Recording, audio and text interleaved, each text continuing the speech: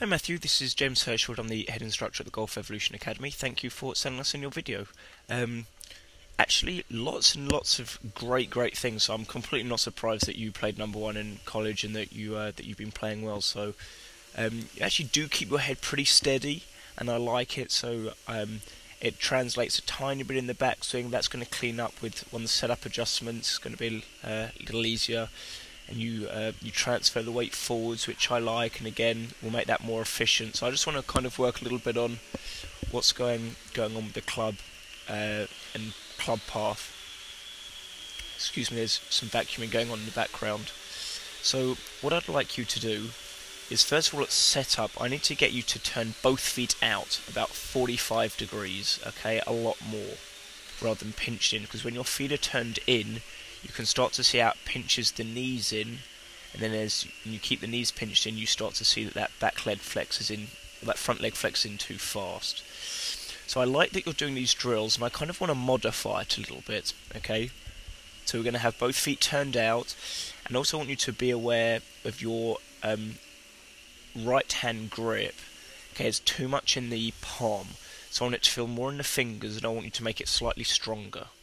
Okay, slightly stronger, but you've got to be able to make sure this club's enough in the fingers where where your grip is actually starting to move a bit more forward.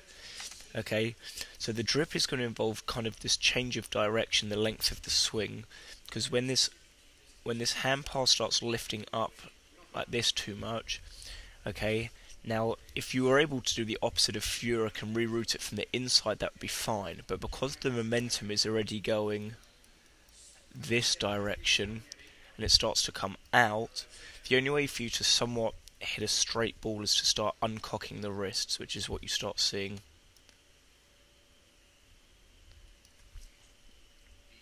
in these pictures. Okay, you start seeing these wrist angles getting thrown away, or that casting that you talk about. And if you didn't do that with your arm this far out in the downswing, then you'd slice it. So you're kind of doing it as a result because you don't want to hit a big slice. So what I want you to do is we've got to focus on a couple of things. So first of all, we've got to make sure that we can keep this arm swing shorter. So I want you to grab a couple of T-pegs, okay, a couple of gloves, and I want you to put them under your armpits. Okay, and I want you to get used to doing short practice swings.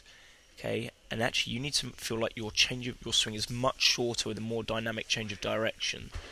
Okay, so here's me on the right, so you're going to see, okay, that as the swing short, the elbows, you can very much see how my elbows stay together, okay, and they're feeling like they're really together, rather than you're going to see how yours start to pull apart and the arms lift off the torso.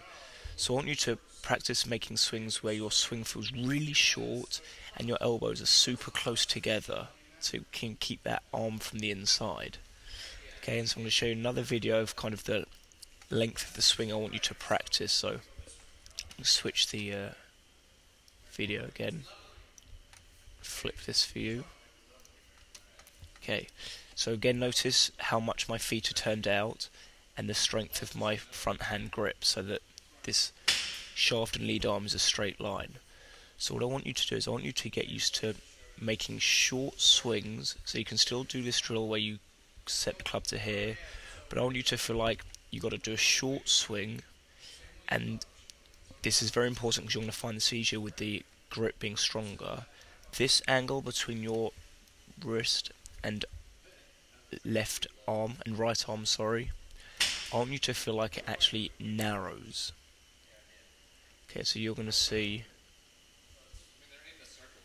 okay, how I increase that angle. Now I've got to get you to start doing exactly that. So you need to feel like chip swings. Literally, it's going to be a chip swing, and you've got to narrow the arc a lot in the downswing.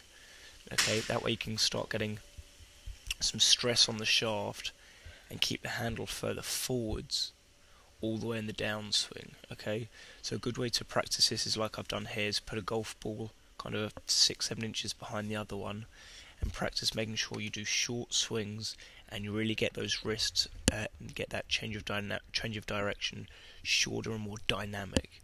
Okay, so make sure you start working on that, do those setup pieces and really focus on this. It's going to feel soft and lanky you change the swing's going to be short and a quick change of direction with lots of lag. So if you have any questions, let us know and have fun. Thank you.